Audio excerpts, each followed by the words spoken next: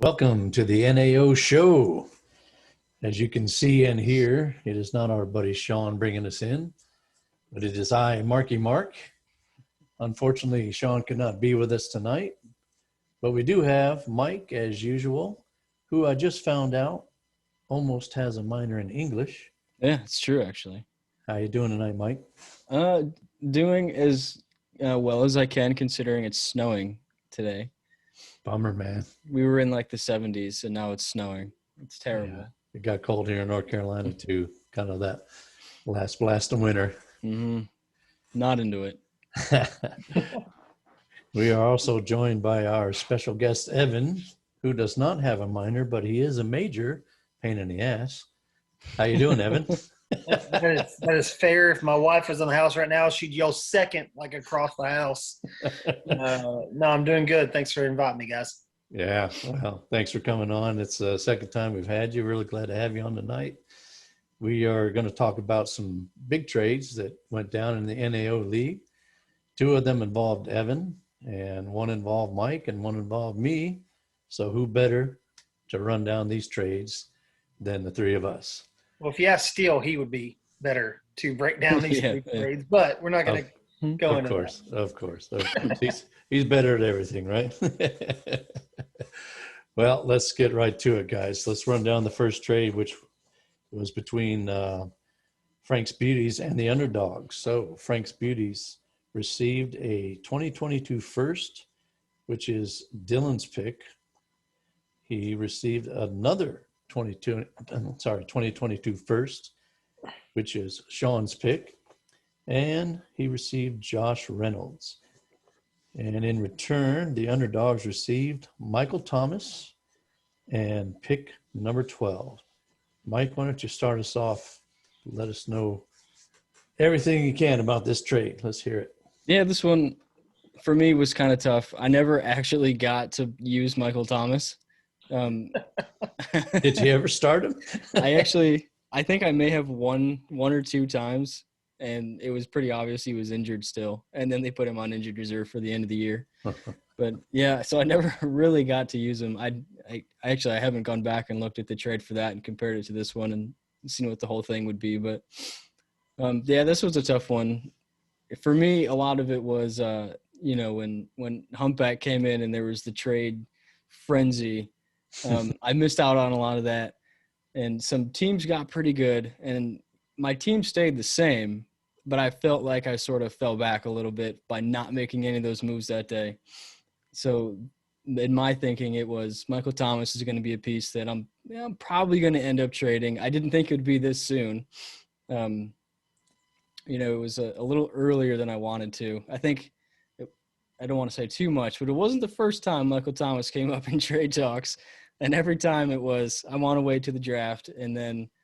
But then, two firsts come over in an offer, and, you start to listen a little more. But it was a tough one for me. I kind of felt like I'm not taking myself completely out of the season because we do have to play the whole year. But it was more of all right, let's start thinking about, collecting some first round draft picks for next year. Losing the second, so it'd be pick 12 was a little tough too. Yep. But, I kind of had some ideas on what I wanted to get there. But, I felt like kind of kicking it down the road. Now I have 3 draft picks in the first round next year already. So I'm fine with that. I feel like I have a team that can maybe upset some playoff hopes going into the end of this year, which, that's always fun for me too. So, but, yeah, it was, I feel like my team definitely this year, I'm probably competing a little bit less, but, I'm looking forward to 2022 draft now. So, yeah, I guess that's me. Evan, what's your side of things here? Well, Mike, you said you have 3 firsts next year. Don't blink, because at one point we had 5, and somehow I have 1. I don't know. I'm sure I won't finish with 3. I feel like I woke up like having a bender all weekend, and got one left. But what the hell happened to my picks? And we had plans for all 5 at one point, so it's crazy. But now this trade is I'm going to try to do my best, but it's hard for me to talk about it without talking about the other one. just because there was so many things in it that tied into the other trade. For us going into this one, it was the first trade we completed, but really the second trade that we had worked out, I guess you would say, because we'd already worked out the trade with Mark to an extent. We had definitely talked about Michael Thomas before. I had talked to a few other teams. A big thing was I wanted a chance, a flyer at another wide receiver one. Don't know if Michael Thomas can be there again. You know, he has been a wide receiver one for a long time. You look at him, it doesn't feel like he's been in the league as long as he has. To me, it doesn't, at least. That he's 28 now, just turned 28, about to have a new quarterback, still has the same coach. I'm hoping that system stays the same. Still doesn't have a ton of competition for targets. So I'm really hoping that famous Jameis can get the job and sling it all over the rock. So I was definitely aiming for future wide receiver one. And we had gotten to a point with our team where we thought, all right, we have a shot. We can put all our chips in, give up some future first, and make a run at this thing. We're still the underdogs, okay? Let's not get crazy. But I really feel like adding Michael Thomas, having him and A.J. Brown together in those wide receiver spots, being able to still have the upside of some of the other guys, and I know we might talk about rosters later. Personally, I will say this was the biggest offer we offered for Michael Thomas. I think we had sent an offer before with one first, and it got shot down, and understand why now, because we found the price tag a little bit more. But, man, this was a trade that we were going back and forth. I'd actually put the two first. And, you know, if somebody responds in Messenger, that little, like, circle helmet thing pops down. Well, we had sent the two first, and he didn't respond. And then we went on to the hold on, bad word. Sorry, bad word. Let's mute that out. We had went into a tool of ours and looked at and Brendan's like, we might be overpaying. So we took off one of the first, and next thing I know, Mike immediately responds like, whoa. Not get crazy. The first came back. We won't get into all the counters. There was some counters. I will say this. Josh Reynolds was a piece we did not want to let go of. Josh Reynolds was also a player that we had two other teams make offers for. So I think that you wisely made the counter to go for Reynolds. I think Reynolds has some big-time opportunity with the Titans offense this year. Everybody's like, Titans need a wide receiver early in the draft, but they're also planning to start a third-string tackle at right tackle, so might not be the case. They've proven before they don't care to go with undrafted guys at wide receiver, so it wouldn't shock me if they don't attack that position until a little bit later in the draft, maybe mid-rounds. So I think Reynolds is a piece that I would love to take back in a trade if you want to work something out. But I think that was a good piece to get. And you said, you know, I may not compete this year, but you didn't have Michael Thomas last year, and you were – yes, you finished in the bottom four, but you were one game from doing that. So I don't think it completely knocks you out just yet. I do want to hear where you think those first-round picks are going to end up. You want to be so bold. It is kind of an interesting one because if you ask Sean, that's going to be pick 10 at least. He said that to me afterwards. He's like, well, you get pick 10. But it's kind of tough because some of these rosters are looking pretty stacked at the top. I think, the 4 playoff spots are going to be really, really fought over. And I kind of think it's going to be the same kind of deal as last year where some teams are going to be in the hunt in the middle of the pack and then probably fall in the end. If I had to say, I'd probably expect Silly's to be the first one I get to pick, and then probably mine not too long after that. If the rosters shake out, if they play how they're supposed to, I think Sean's might actually be the third one I get to take. But, yeah, maybe not 10. With the bottom 4 tournament, some of those teams that you think have a little bit of a better roster are honestly the picks you want to have. Because if one of those guys fall into the bottom 4, you got a strong chance now to get a top 4 or top 1 or 2 selection. So I think those are there's definitely a gamble with them because they might end up in the playoffs, but they also might fall into that bottom 4 slot, and you got a heater there at the end. Yeah, it was I counted Dylan's pick as more of a high pick and Sean's as a mid-round pick. But you never know. I mean, that's just based on last year's standings, and that's exactly what I did with him. But you never know what's going to happen. But Sean does have a nice starting lineup. If he stays healthy, he's definitely going to be in the hunt for the playoffs there. I like this pick. I like this trade for you a little bit more, Mike, because I think those 3 first-round picks now. I see what you're doing there, and trying to you got an older player. You sell high on them somewhat. Probably get more value out of them now than you would later on. I like it for you too, Evan. Michael Thomas. I think people are trying to buy low on him. You didn't really buy too low, but a lot of people are out on Michael Thomas. Sean couldn't trade him fast enough. He drafted him. He couldn't trade him fast enough once he got hurt. He was really bummed out about all that. And, Mike tried to make something out of it, and then he just ended up staying hurt all year. But I think he can have a comeback season. 28 years old, like you said. I don't think he's washed by any means. So on your roster, he could probably help you guys a whole lot. And Mike was probably looking at, I maybe need to start looking a little bit forward. So I like it. I like it for both of you guys.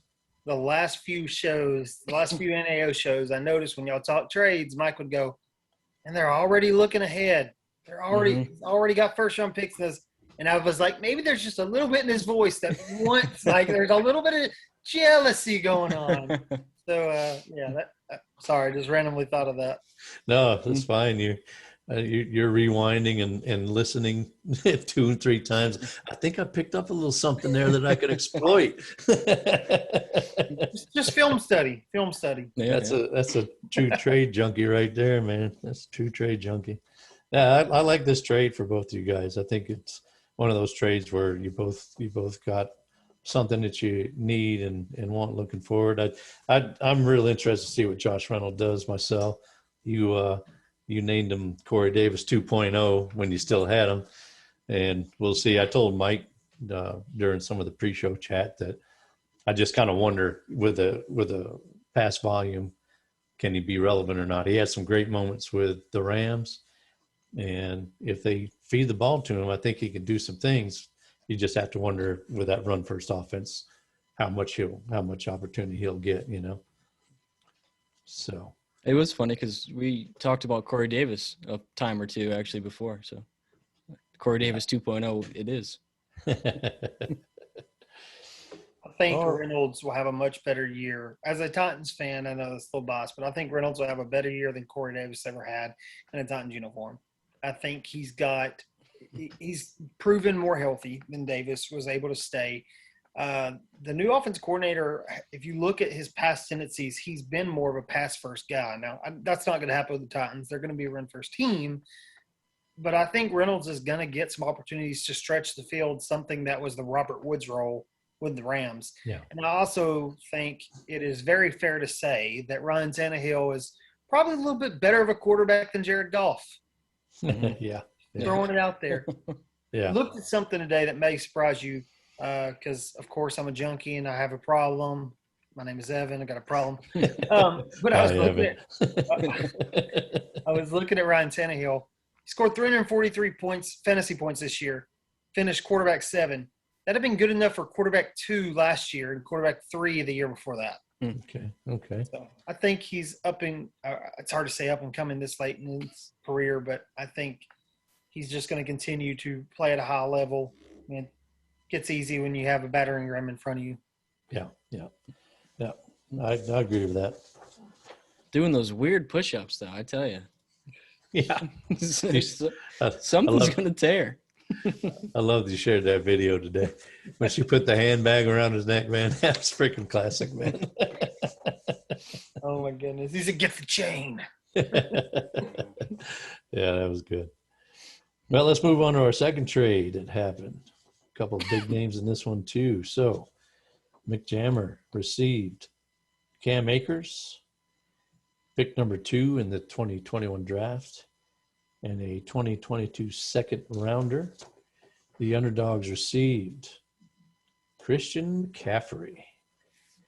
Pick number 16 in the 2021 draft and a 2022 first rounder. Evan, why don't you start us off on this one? Tell us everything you can. Well, if it's not apparent at this point, we are praying for a rewind to 2019. Okay. We were looking at both these deals. Mark and us, me, you, and Brandon are all in a chat. We had talked about Christian McCaffrey for probably a month. Yep.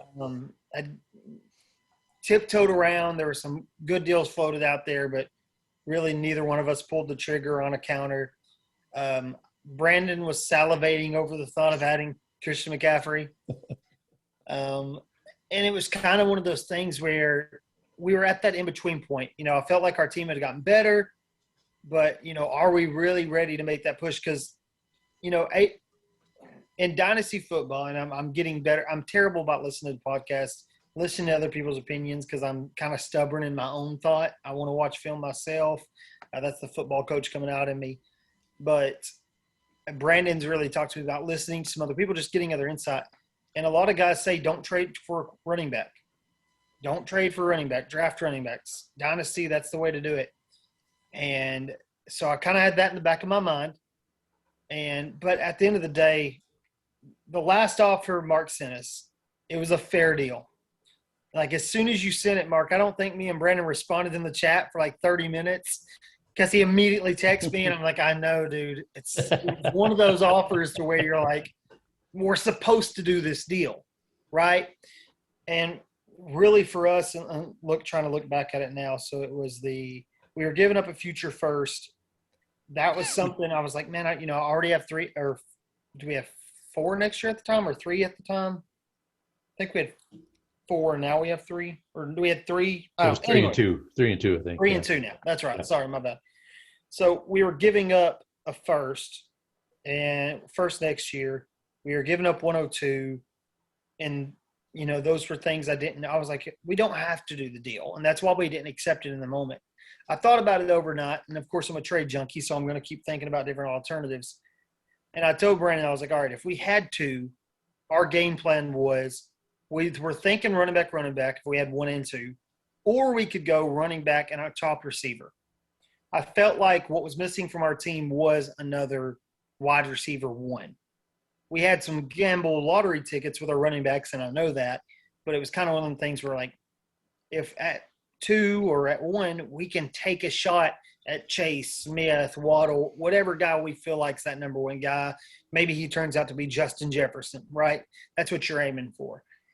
So I was like, if we're going to make this push and we're going for win now mode, because I feel like that's really what the trade was for us, let's go full out win now mode.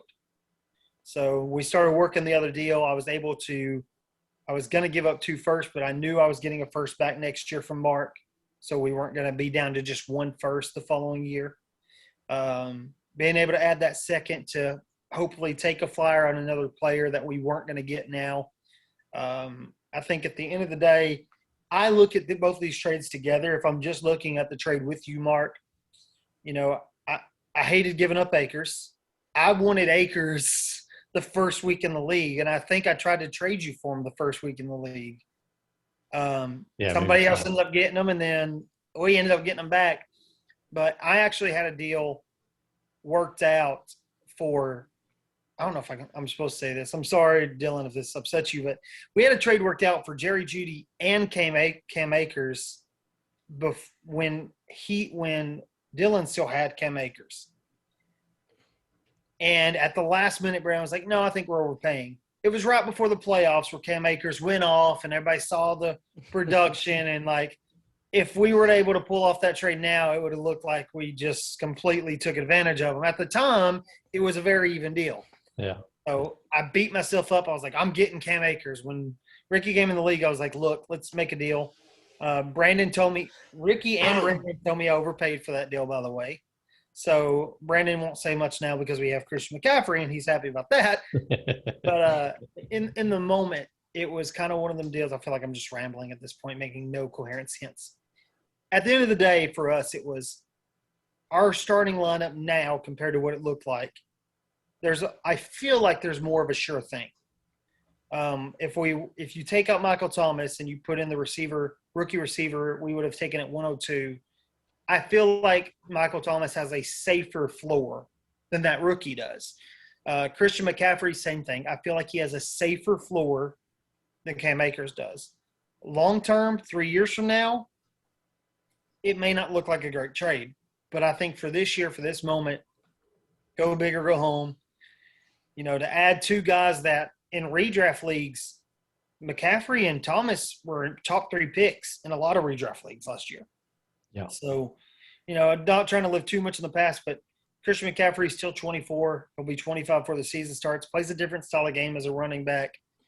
Obviously we got to hope that those injuries last year are not the new norm for those players. If they are, then we've made terrible trades. But the other piece to this is I feel like we made a trade for now without giving up a ton of flexibility in the future. We still have 2 first-round picks. If they just crash and burn and our project we're working on this year doesn't work, we have 2 firsts next year that we can make some moves with. We're going to have 1 first now, 101. We'll have 202 and 206 for now. I mean, that might change. Who knows? If you have a first-round pick, you're looking to move it, I'm interested. Think maybe. With a month to go, you're not done by any means. No, A month to go to the draft, the real draft, that is. So. 101's on the block for the right price. Yeah. But I don't know. I like where we're sitting now. I get why you want to Cam Akers. I think everybody's chasing the Todd Gurley role. I think it was a fair trade for both sides. I feel like both of these deals were. I think they were league-altering trades, but stayed fair. Yeah. Well, for full disclosure, now I can tell you, Mike, that I made this offer, and Evan said, put it out there and put it on a 12-hour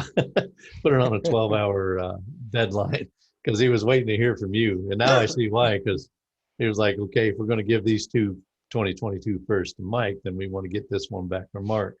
And so neither trade may have happened if you didn't pull the trigger first, Mike. So I was telling him I got off work that day and I was playing video games, and we were messaging back and forth, and I was 2 into my games. I was a little too slow a time or two on a response. Sweating bullets, man. Sweating bullets. Yeah, and then because I remember we sent it over, and then I made a joke about that you were almost too willing on that one on my counter. Oh, yeah. Because I was still in a match, and Mom, you can't pause online games. So I had to wait to finish. But now I see. Now it all makes sense. well, I want to try to find this message, because there was literally a moment where I thought, he's just messing with us. Like, he knows what's going on. He knows conspiracy. And, that.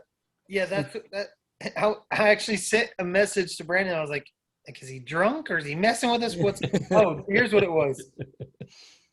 I messaged him our trade offer. And I said, what if we do this? And he said, hey, none of that. That was the response. I was like, huh? And then he had a counter, and I was immediately like, okay, let's make it happen. Because at this point, I'd already seen the trade fall through. And another thing that probably made me so willing is I was working with 2 other managers for receivers. I wasn't dead set on Michael Thomas. I just wanted a guy that I felt like could be a wide receiver 1 or, worst case, wide receiver 2. So it was kind of we were getting towards the end of the day. Mark was willing to let his trade sit there for 12 hours, put an end of the day timer on there. Taught you how to do that. Yeah. Yeah. Old dog new tricks. Had to assure him that I wasn't trying to pull a fast one on him. Yeah. And I was pretty open with him that, hey, we're trying to work another deal. Mike, I told him it's something smelled fishy to me. I was like, I don't want to end up with egg on my face after this is all over.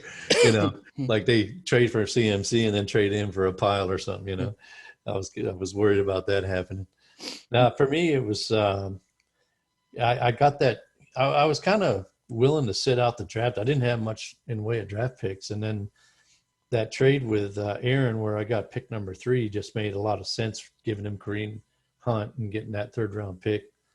So then I was having trouble figuring out who I wanted to draft. And I was like, well, instead of choosing, why don't I just try to get this number 2, and then I can maybe pick 2 guys I like. So it just kind of, the one trade led to another. And we had talked about Christian McCaffrey a lot. I knew that if I was going to get pick 2, I was going to have to come with the big guns. So for me, it was a little bit about, last year's draft, I drafted kind of halfway to win in year 1 and halfway for some youth to have something for the future. But when you do a half and half draft like that, you're not building a dynasty. So trading Galladay for Deshaun and now with CMC, it was more about trying to get some youth, and maybe if I had to sacrifice competing this year, I'd try to get better for the next years to come. But in this trade, you give up CMC, you got to get a good running back in return, a lesser one, but a good one. And so I thought Cam Akers fit the bill perfectly. I really wanted that number 2 pick. I really like this draft.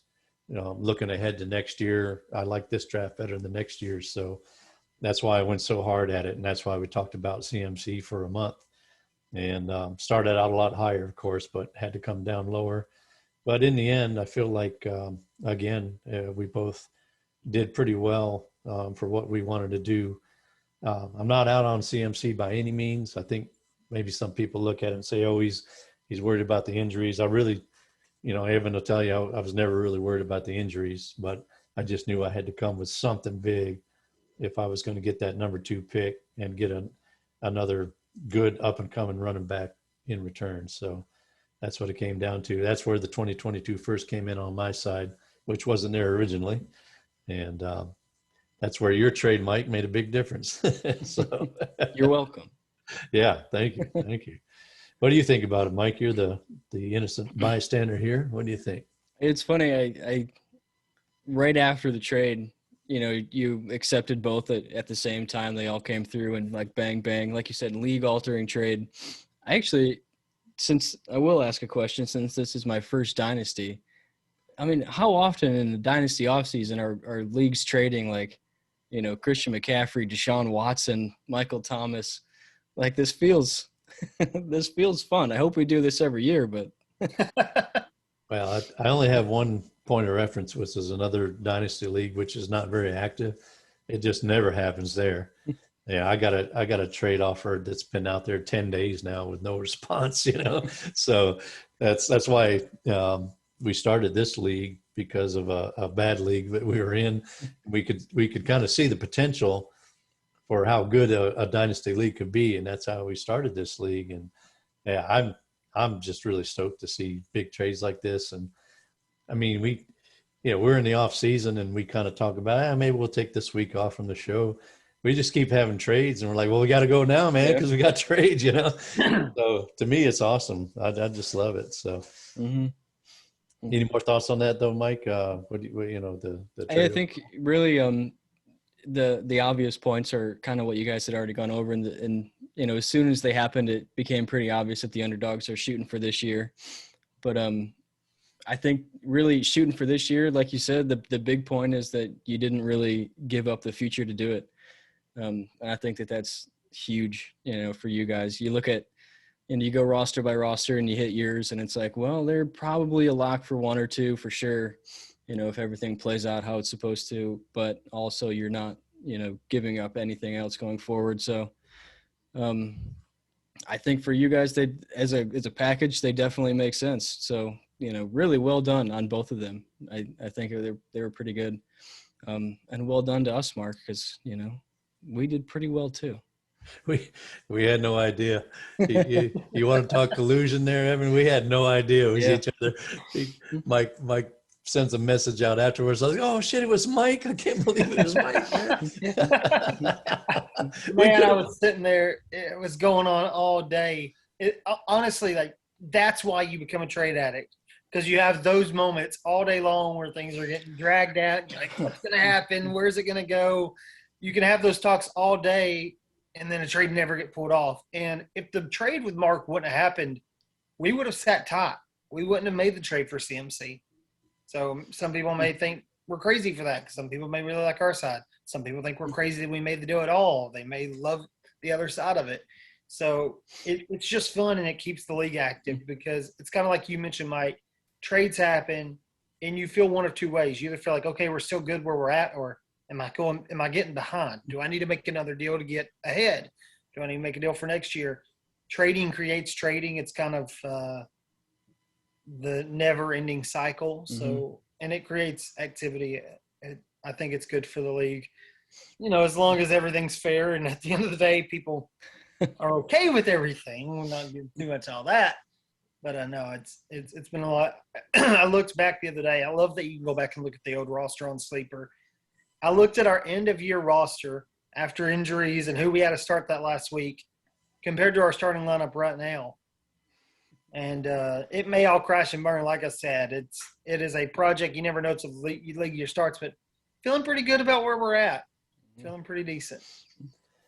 I don't want to give up too much of Sean's hand on the Deshaun Watson thing, but I do have to share it just since you did it.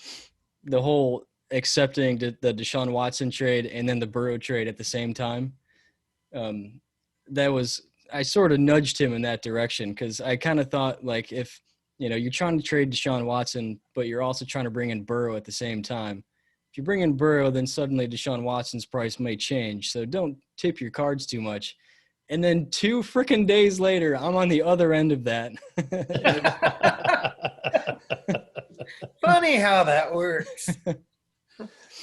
Yeah, you guys are trying to one-up each other with these double trades and this Sean posts the mic drop gif. And Cameron, what was it to Brandon? Brandon posted a gif too. You guys are like, everybody's trying to outdo each other with a double trade now. So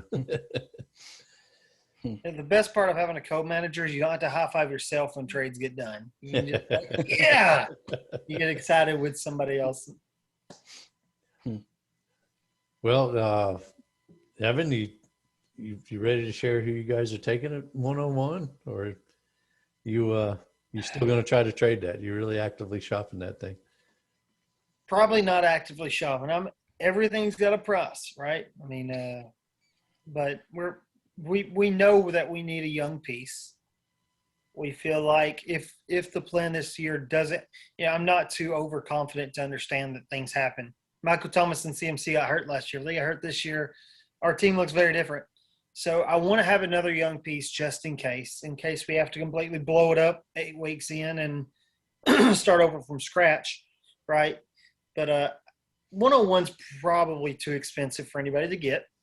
101 is going to be one of 3 players. Y'all ready for this? One of 3. And his name is not Kyle Pitts. Sorry, Sean. Etienne, Harris, or Chase in random order.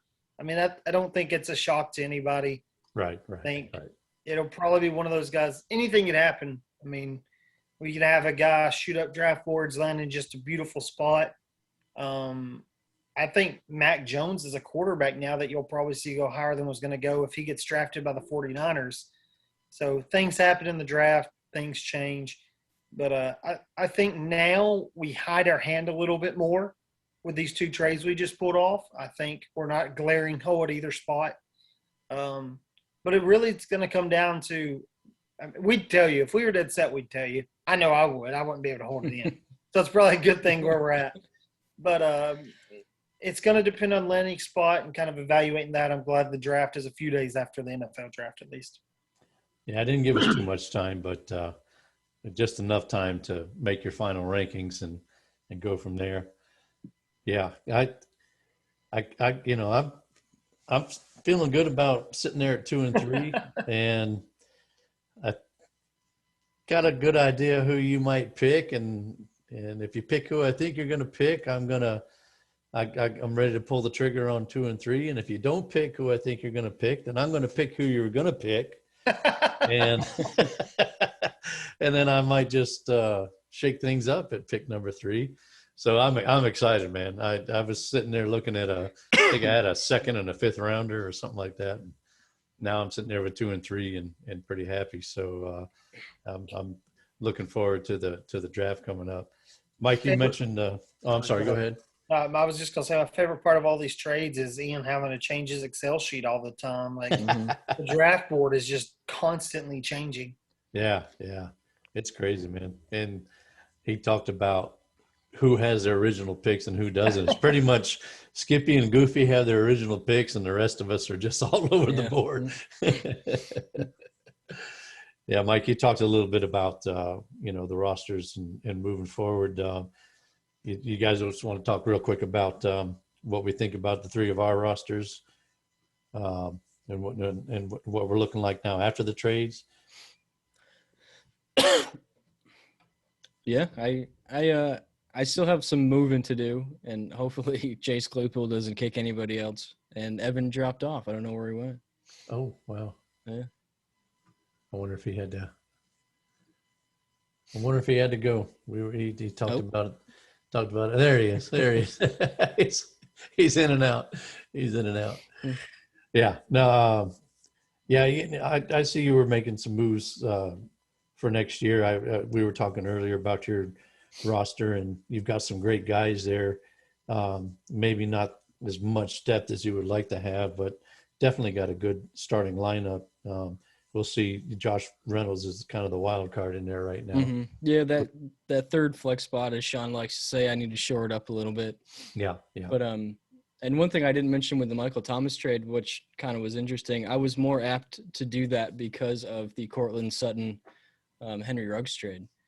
I kind of felt like I can lose Michael Thomas and slide in Sutton. Of course, there's some question marks there with coming back after an injury like that, but I feel like he can be an okay wide receiver 1 or 2 and slide in there. Kind of absorb that loss, so I'm okay with that. Yeah, he's still pretty young. I think he shouldn't have been playing. He already had an injury and ended up getting a worse injury trying to play through it. Mm-hmm. We'll see what they do with quarterback. I feel like if they get a better quarterback in there, he's going to be good. Even if they don't, he's still really damn good. Yeah.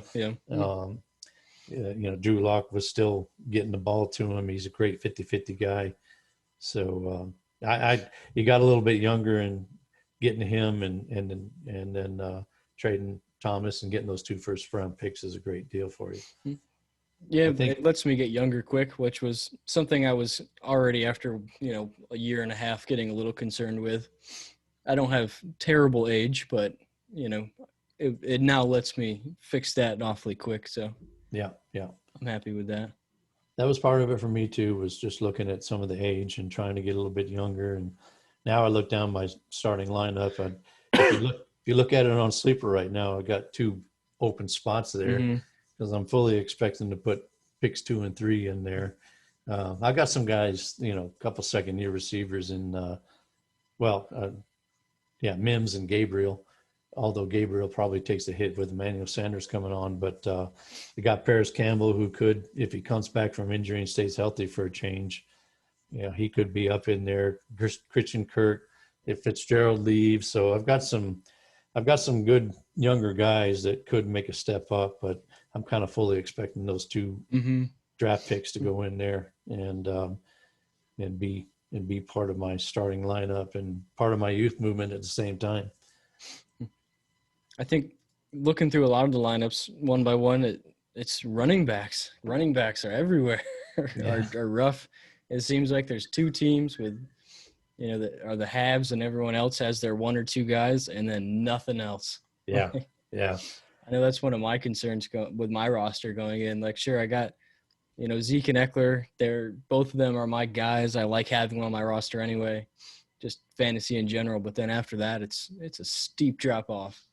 Yeah, and I've learned in Dynasty, this first year in this league, but I've been in another one for 4 years now, and you've got to go 4 or 5 guys deep, and these are guys that can start, and it's hard to get that, but if you don't have 4 or 5 guys deep, any injuries will hurt you. Like I saw last year with McCaffrey going down, Sanders being in and out of the lineup, it just killed me. I didn't have enough depth to overcome all of that.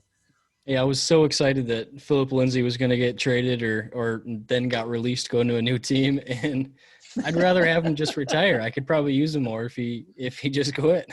Yeah, that's not a good landing spot. Not a good landing spot at all.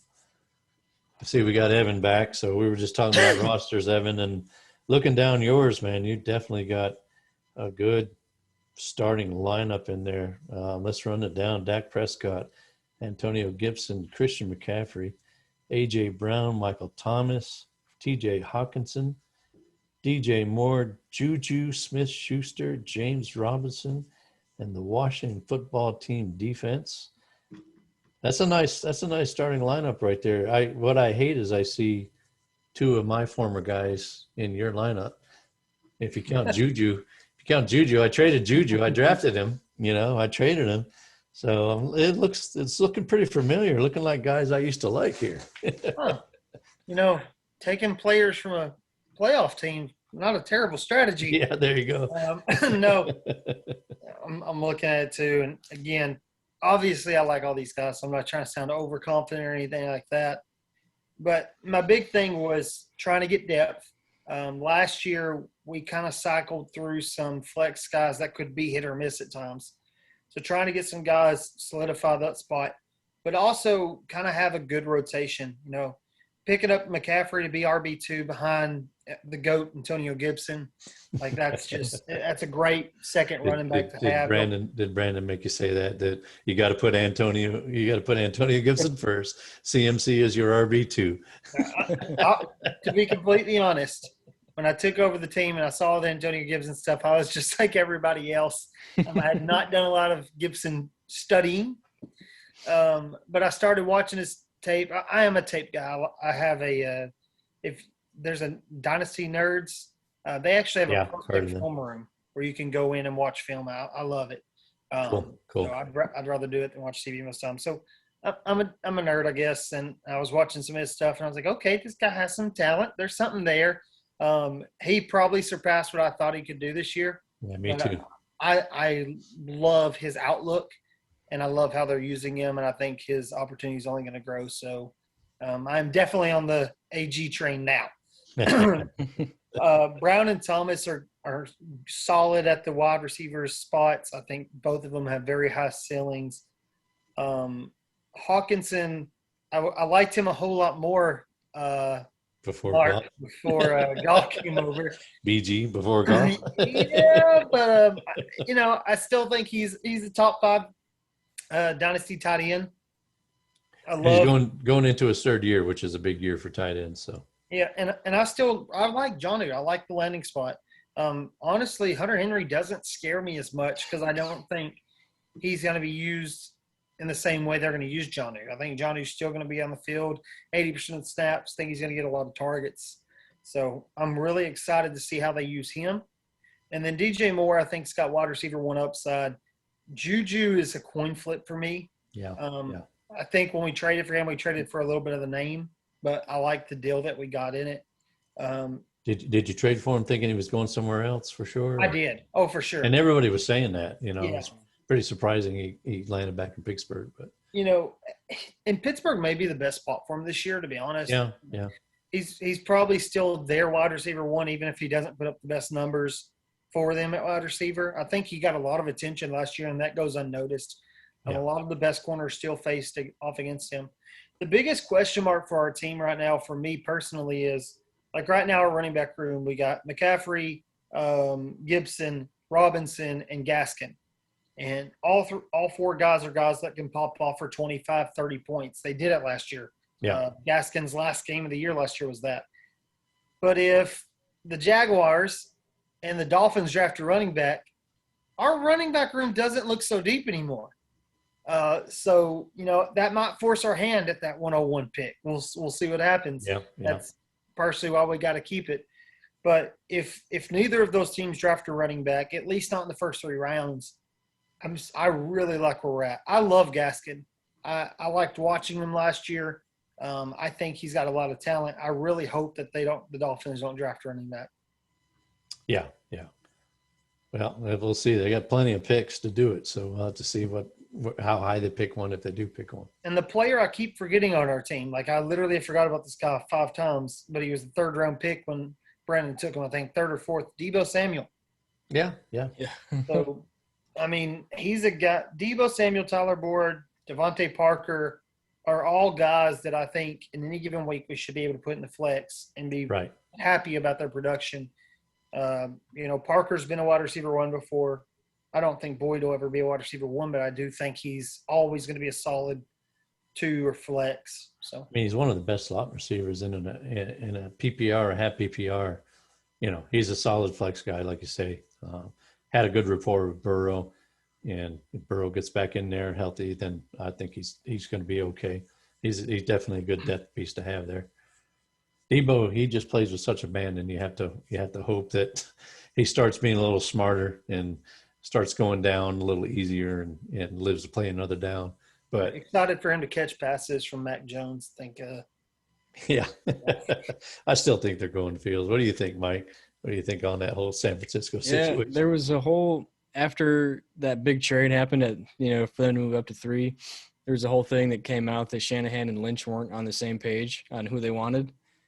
It's like, you think you move up to the 3rd pick, you've like shored this up a little bit, but yeah. My favorite thing was at the highlight that came up from the second Alabama Pro Day. Weird flex, by the way, where Shanahan's watching Mac Jones, and Mac Jones overthrows the receiver by like 10 yards in the middle of the field, and it just goes to Shanahan's face all wide-eyed. It's like watching, like, that's your quarterback. You already got one that does that. It's like I've seen this before. Well, it's going to be interesting. I'm really excited for the NFL draft and ours coming up, and it's getting closer by the day. So it's going to be a lot of fun. Sorry. Before I stop talking about my roster, I got to talk about this guy, man, that everybody's beating my doors down for. He was in case you didn't hear already, he was the tight end 3 last year.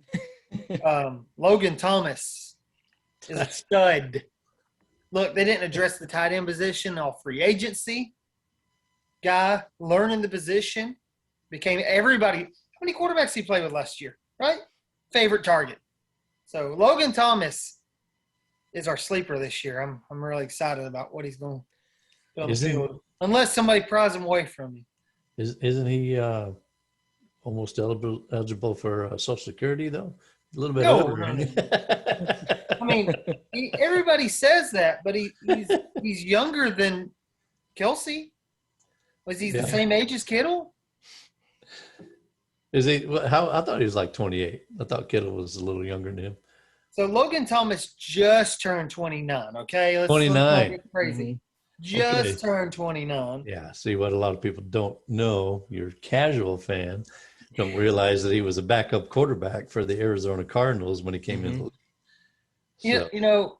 I'm a spiritual man, not to get all religious, but there's a scripture about when I was born, I spoke as a child, drank as a child, talking about the competition. You're a baby in Christ. He's a baby in the tight end position. He's 29, but he's really 23 in tight end years. Right? He's really just in that tight end prime. I love it. He was gently used his first few years because he didn't get on the field, right? I mean, nobody hits quarterbacks. Yeah. If he has quarterback blood in him, maybe he's got the same thing going on Tom Brady has, and he's going to play till he's 45 or 50 or – gosh, if he plays till he's 53, I quit. Well. Mm-hmm. I do feel kind of bad about Logan Thomas because he was on the offer at first, and I just completely dismissed him. My counter included no part of Logan Thomas. I'm about to send you an offer involving Logan Thomas right now. I'm going to do it right now. I think I got a deal for you. Well, good luck trading your young and tight end years, Logan Thomas. Well, guys, I think that about wraps it up, man. Evan, thanks a lot for coming on. You came on short notice. You did a great job, man. We enjoyed having you. Got to get you on more so that you can be our most guest appearances guy over Ian. We just can't let Ian be the most appearances. That just can't happen, man. Sean wouldn't sit. It wouldn't sit well with Sean, Mm-mm. So I think we'll wrap it up.